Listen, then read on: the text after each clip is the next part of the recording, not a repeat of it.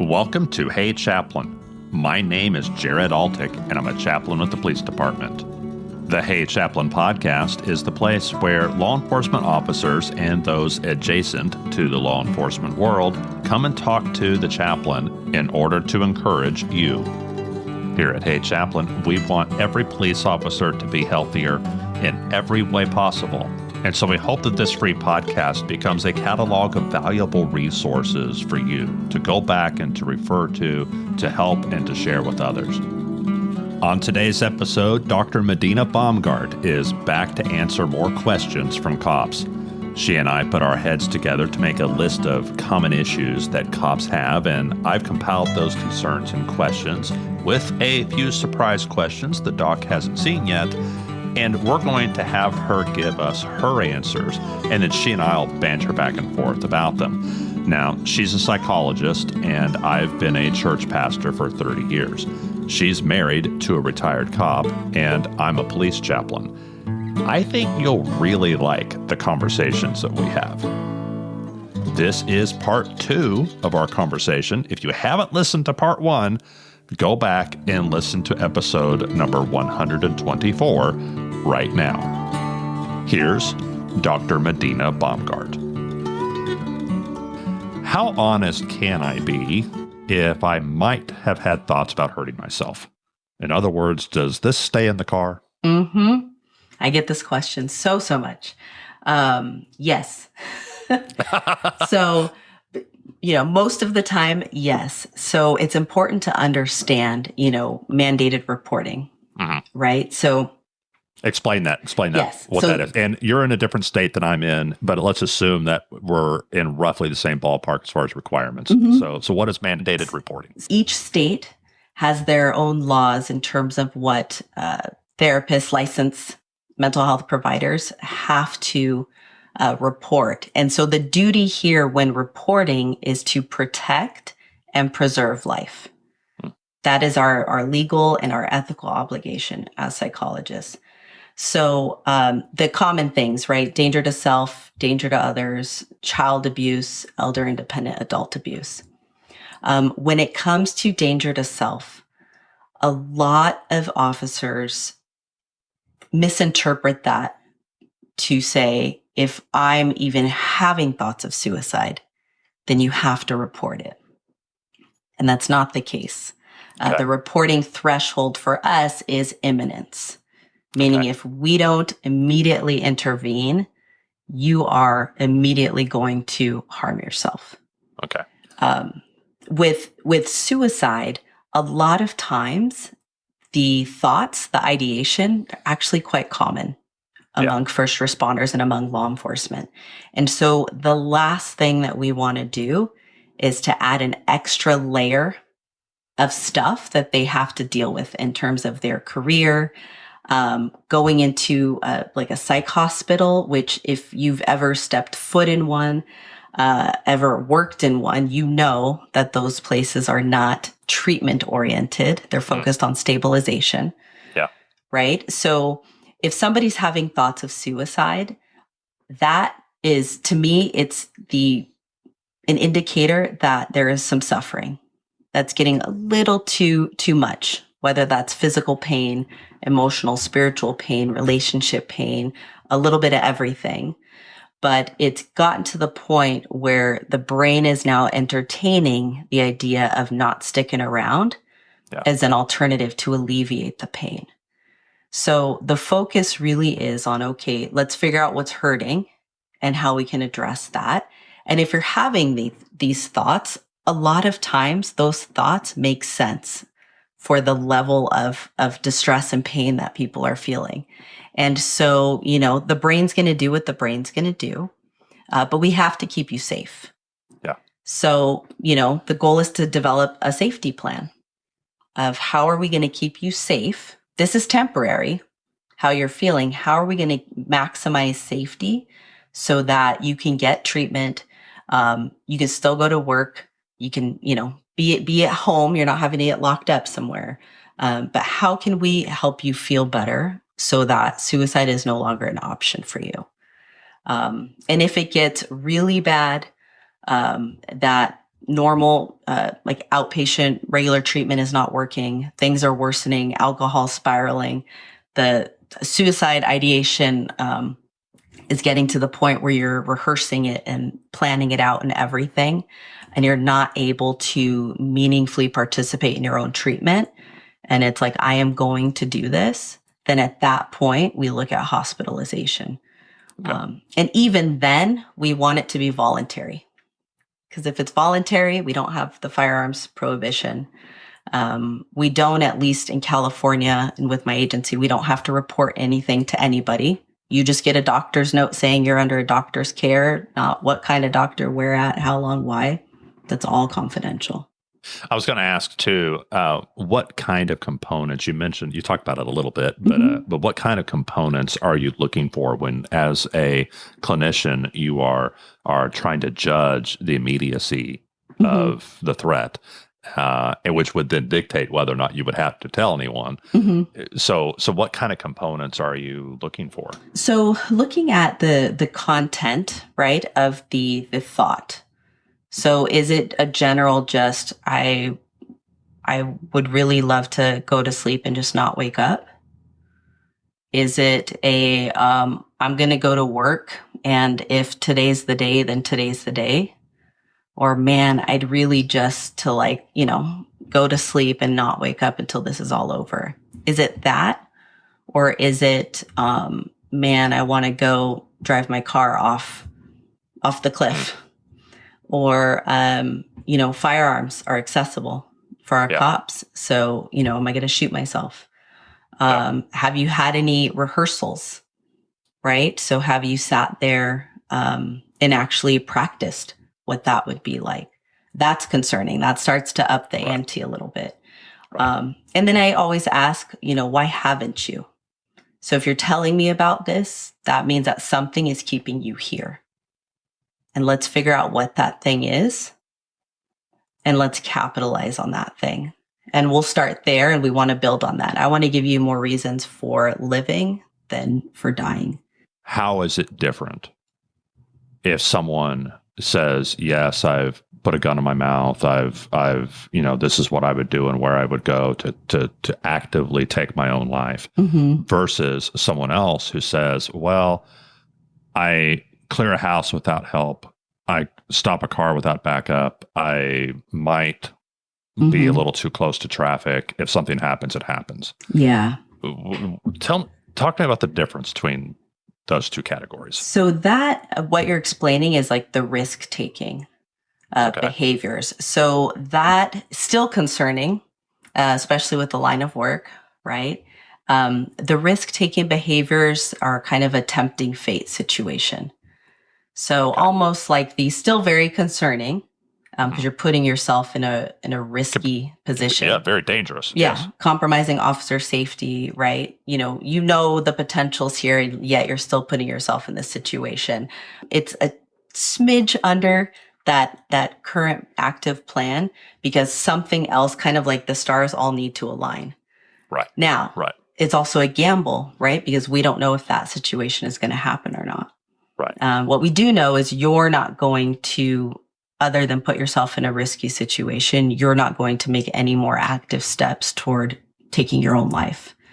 Yeah, I worry about the introduction of alcohol in off hours, reducing the inhibition, where there's enough inhibition for them to be safe the rest of the time. Yes. But introduce alcohol, and now that threshold's lowered, and I'm very concerned. Yeah, absolutely. Yeah. And anytime there's alcohol or any other substance involved, prescription pain medication, cannabis, any other illicit substance, absolutely, that's a huge, huge, huge concern. Yeah. And at that point, it starts getting into, looking at treatment programs to treat both the mental health and the substance, and physically getting the person away from that environment, so they can just focus on themselves. And thankfully now, compared to even 10 years ago when I started with my agency, there's so many great programs that are just for first responders that are confidential. You have providers that actually understand first responder work, and you're just with a group of like-minded similar professionals. And it makes all the difference. Are we seeing an increase in our youngest officers with non-lethal self-harm, like cutting? Anecdotally, I'm not familiar with any research in this area within law enforcement, but I am anecdotally seeing some of that. I don't see it that often. Well, with adolescents, it's skyrocketing. Yes. And I'm horrified at the amount, good grief, 30 years ago. I don't think I knew, but maybe a couple people who had ever done anything like that. Yeah. And now I feel like almost every family is being touched by it. And I think now as they start entering the police force, right? These are your recruits, your cadets. That is something that's mitigated by age. You typically, right? Yeah, I mean, typically. most cases, by the time you're out of adolescence, that decreases pretty dramatically, right? Yeah. And so we probably don't see a lot of it, but I mean, it is there. And I'll see it in other ways too. So obviously, traditional self-injury, cutting, burning, hitting yourself. But I'll even see it. I think with older folks on the job is more of that like self-sabotaging, self-destructive stuff. That is a more traditional cop malady is like, well, I'm not going to live that long anyway, so what does it matter? Yeah. And let's let my health be destroyed and do all kinds of other things that I think a 60-year-old you would really regret. Yeah, but exactly. at 30, you're like, what does it matter? Yeah. Exactly. But tomorrow's the younger, not guaranteed to anybody. Yes. So, yes. And then you see with the younger folks, particularly now those COVID era high schooled, right? Folks are now the age where they could apply to a police department, go through an academy. I'm curious to see over the next 5, 7, 10 years how that evolves and what it looks like. They missed some crucial years of social interactions and development, and now they're young adults, and there's a gap in what kind of training and conditioning they should have had. Yes, and so it's that piece, the social piece, and then also the emotional regulation piece, because they're having to do that now through the academies and obviously on the job. They have to do that in real time because your emotions can't hijack the logical, rational part of your mind, or you are going to put yourself or your partners in a really bad situation.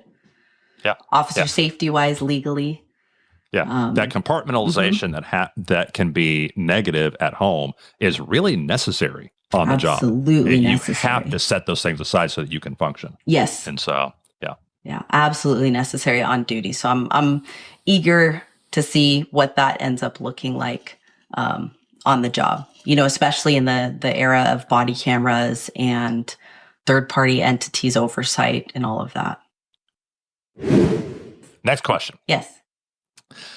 I got hurt at work and will be out or on light duty for about 3 months. My wife thinks that we should sell my truck because she says we can't afford the payments without my overtime. I think she's overreacting, but she won't consider other options and will be fine financially when I'm healthy again. Why does she hate my truck? Yeah, it's probably not the truck. But the truck is the sticking point. The truck is the thing that you feel defensive for, and it could be a boat or whatever else. But it's something that is part of your life that you don't want to get rid of. Yeah. And suddenly she's saying, well, if you're hurt and if you can't work overtime and get the other income you would normally get, then hey, this thing's gone. Yeah. Yeah, and I would say wife brain is probably going like worst case scenario here. Sure. Sure. And then like her security is jeopardized. Yes. Yeah. And then the cop brain is going into the very practical, like, why my truck why don't you like my truck? It's not about the truck. Just like, when the spouse gets mad when you don't take out the trash. It's not about the trash. Yep. So, but that's a perfect example of that brain compartmentalizing. Like you're not picking up on the fact that your wife is obviously feeling very unsettled or insecure about this. And you're solely focused on her targeting the truck and trying to kind of make it about the truck, missing all of the context. Yeah. Right. Yeah. So this would be, I would separate this out honestly into like two categories. And so something that I have folks do often is write stuff down, because when we are stuck in our brains and we're having emotions, which getting injured, being off work, making that adjustment, right? That's going to be an internal adjustment on top of the physical recovery. Tons of downtime that you're suddenly having to deal with. Yes. You go from not seeing your spouse to seeing them all the time, and your spouse the same. So there's that adjustment. Hypothetically, I might have been through that already. But yeah, kind of separating it out and mapping it out, but with your spouse, and look at the practical aspect, right? So the practical aspect would be the finances. So that means that you guys need to sit down. You need to pull out everything. What are we looking at? Because it could potentially be an emotional overreaction. That brain's going to worst case scenario. I mean, that's an option depending on how financially secure you are, how your spending is, credit card debt, things like that. So that could obviously be a real thing. But map it out. What are we looking at? Let's actually look at the numbers, right? So this kind of very practical, tangible piece, let's look at that. And then if it's established that, hey, we can afford the truck, maybe we can't eat out as much as we like to, or, we have to change up some of the extra things that we enjoy doing for this time being. We have to pare it down, but we can still afford the truck. Then sometimes just going through that and having both of you guys just look at the numbers and go, we can make this work, is enough. If the spouse is still, jumping off the proverbial cliff, very gloom and doom, kind of explore that with them a little bit more. Like, hey, what is the big concern? Obviously the money is there. But what does worst case scenario look like for you? And this is too, if your spouse, let's say, your spouse came from a very financially deprived upbringing, and they had second and third hand clothes. They couldn't afford food. They were living off barely anything. They may be panicking because every fiber of their being is thinking, I'm going to go back to that. And that's not a reality. But they might be responding to that. So, talking with them and just getting a sense of, tell me what's coming up for you. Yeah. It's a raw nerve. Scarcity was a raw nerve for them. And this is threatening them with scarcity again. Yes. And that's really difficult and something that's worth talking through. And so, and I've known cops who, bless their hearts, they're less than a year out of the academy, and they go and buy the $70,000 truck, and it's like, oh my goodness, you just go, you can pull into a parking lot and see where all the cops and firefighters are parked. Absolutely, because they have all these beautiful, beautiful vehicles. And I've known ones that said, you know what, that wasn't the best choice. It was fun, but I'm going to sell that and get something practical because getting out of debt is more important. Yeah. And that's a great, I think most of the financial planners are all listening to this and they're like, yes, yes, you get out of debt and have financial security. And if you have that, then you'll have a happier marriage and everything else. Yep. But that truck also sometimes represents stuff. It kind of depends what part of the country you're in, but sometimes that truck represents being able to get out of town or being able to go, whether it's camping or fishing or off-roading or whatever it is you do. Sometimes those vehicles represent more than just, status and transportation. Sometimes they represent escape. Yes. And my question is always going to be, does the wife get to escape with you? Yeah. Or are you escaping her? And is there a healthy balance there? Because sometimes it's not healthy. Yes. Yeah, no, I would completely agree with that. I think, I think it's looking at those elements for sure, right? What else is kind of feeding into this? And then, is there a healthy balance there? Is this the kind of question that you would try to address just talking to one of the two married people, or do you need to bring the other person in? It would depend on the context, right? If this is a conversation I'm having with somebody on a ride along or a patrol station, I might say, hey, think about it this way. Or, hey, why don't you ask your spouse this question? Just see how they respond. And then I might circle back with them, down the road. If it's in the context of a therapy session, if it's individual therapy, we might have a very similar conversation. And suggesting, why don't you try, exploring it this way? Ask this question. And then if they're completely terrified or it's a recurring issue that just doesn't resolve and it sounds like them and the spouse are just going through this loop that's just not stopping, then at that point I would, with that person's permission, invite the spouse in and say, hey, let's talk about this. So we can get all the perspectives, because sometimes the spouse might be saying something that just is not registering because your spouse brain is on. I can't tell you, it cracks me up every time about how many times I'll say something to a couple. And then one of the couples, it's like the light bulb went off and they had an aha moment. And then their spouse just glares at them. Like, I have told you this exact same thing about 10 times. When Dr. Baumgart says it, you listen. I've said it 20 times. Yeah. Right. Yeah. So sometimes it's just getting rid of that little barrier. Yeah. And it's, that makes me laugh so much every single time. On my end, the pastoral counsel is different than clinical counseling. But I really avoid talking about marriage stuff for very long or very deeply until I can get both sides. Yes. Because typically they're talking past each other. Yes. And so I'm like, okay, I hear what you're saying and I sympathize that you feel hurt, but I don't know that this is really about the truck. I really think there's more to this. Yeah. And if I can get them in and get them talking and get them actively listening to each other, even if I've got to hover right over them to do that, I feel like a lot of times something else will emerge, like what you were saying about the fear of scarcity or some other security issue on one side or both. That's usually the real issue. And if that can get addressed, the truck is neither here nor there. Yeah. And we can either let go of the truck or not have to let go of it based on what's actually necessary versus what we're miscommunicating and talking past and that kind of thing. Yeah. And then you're getting, anybody you're talking to, you're getting half the story and then filtered through their perspective. So if it's one of those issues and it just keeps looping, it's like, okay, let's bring your spouse in because I'm confused now. I need to figure out something's missing.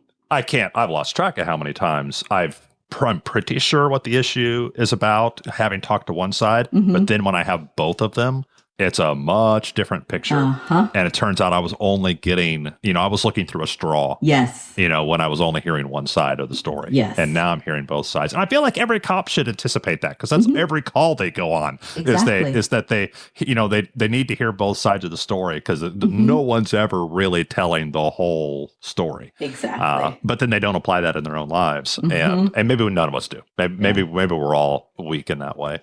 Yeah, and it's tricky again because, our own personal relationships, it's just a different layer. That usually breaches all of that emotional armor.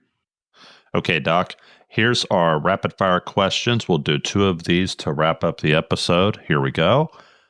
What's the best way to transition from a day of work to home life? The drive home. So a lot of breathing to help bring that nervous system out of that fight or flight. To ease that transition home so you're not just crashing and being a vegetable. And then also mentally having something that you can keep on your person on shift. And then when you're done with your shift, you keep it there, whether it's in your locker, in your desk drawer, and you mentally start saying, okay, I'm going to leave that there and I'll pick it back up when I'm back at work. Excellent. I've worked for months to pass the promotion test, and I did great. I'm high on the list. Now I regret it.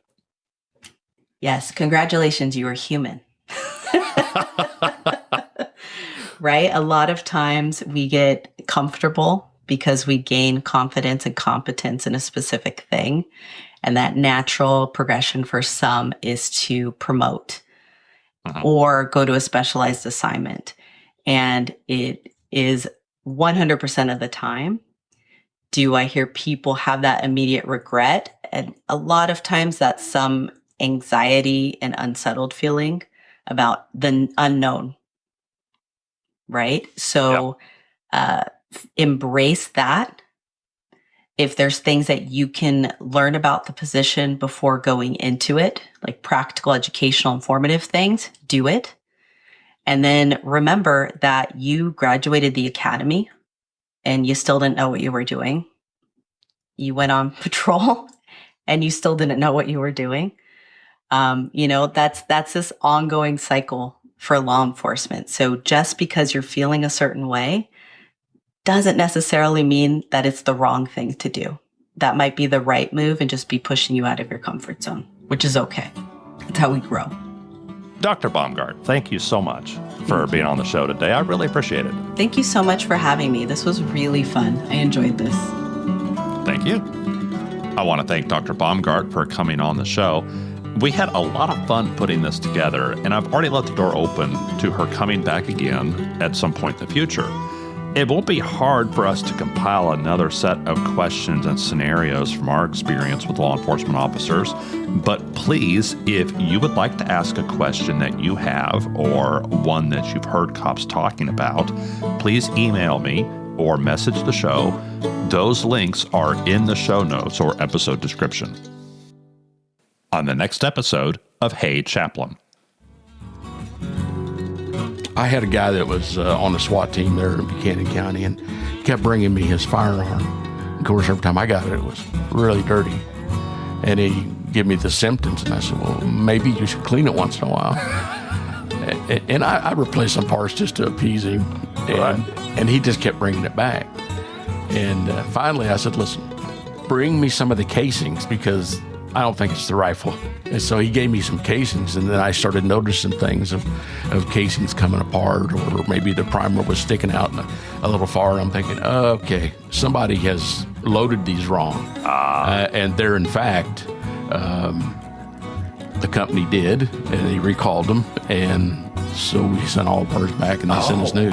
I thought you were going to say that he was like reloading his own stuff. No. He's bought things. Manufactured. But it was manufactured poorly. Right. But it wasn't the gun. It wasn't the gun. No, but the ammunition was bad. Right. I mean, and as an armorer, and even as a firearms trainer, which I was too, you always think, well, first it's the guy, then it's the gun.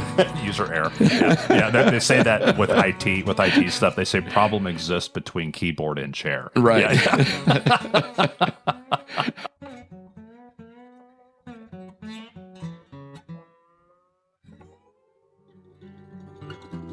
This show is a free resource for everyone because of those supporters who are quietly helping behind the scenes. If you want to help this show reach more cops, chaplains, and other first responders around the world, please follow the link in the episode description to support the show.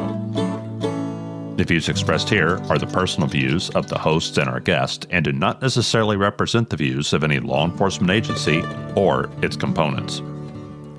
Dr. Baumgart is a great counselor, but she's not your counselor. The information presented in this episode, including any statements or opinions expressed by Dr. Baumgart, is for informational purposes only and is not intended as a substitute for professional psychological advice, diagnosis, or treatment by a clinician who has actually met you.